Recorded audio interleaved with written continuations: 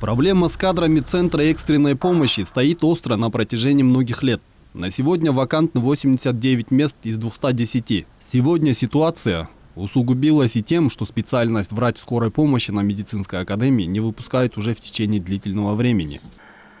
Ну, как мы выходим из положения? Во-первых, бригады могли бы, фельдшера есть. Проблем нет с выпуском. Мы их не можем добирать, потому что бригада состоит из врача и 2 фельдшеров, это специализированная бригада, и врачебная бригада, это врач и фельдшер. То есть мы в любом случае мы не можем добирать на специализированную бригаду, это только фельдшеров. Поэтому у нас сегодня вакантные. Какие причины? Ну, наверное, все-таки, как бы это ни печально не звучало, это, конечно, заработная плата.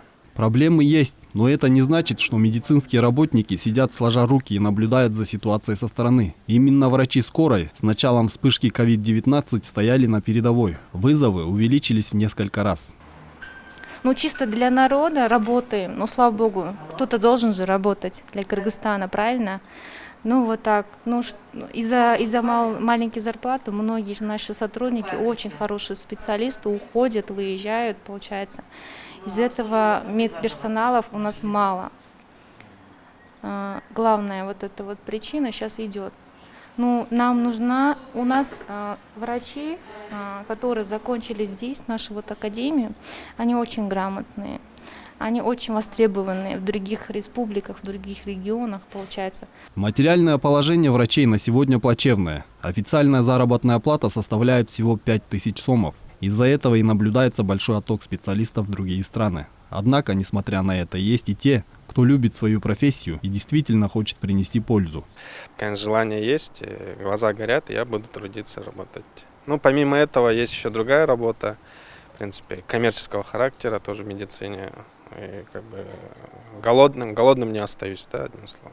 Здесь больше призвания, да, и то, что плюс хорошая школа, опыт, я все-таки молодой специалист, и здесь большой, ну, стаж нарабатывается хороший.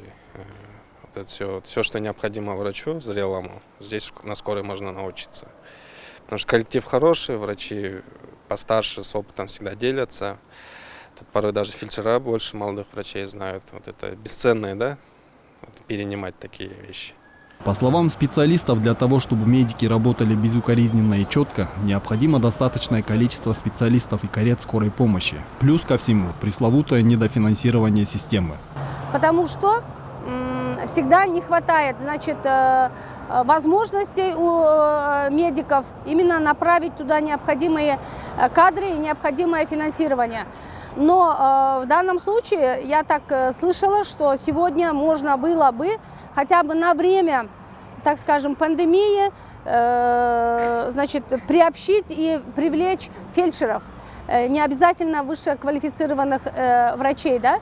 Но опять-таки, сколько будет стоить заработная плата этого специалиста? Сегодня все специалисты скорой медицинской помощи считаются, что они находятся в красной зоне. Стоит отметить, что именно положение с зарплатами является основной причиной массовых увольнений, а условия работы на станции остаются самыми тяжелыми, отмечают эксперты. Азамат Кенжешев, Тынчтык Кульбаев, Нью ТВ.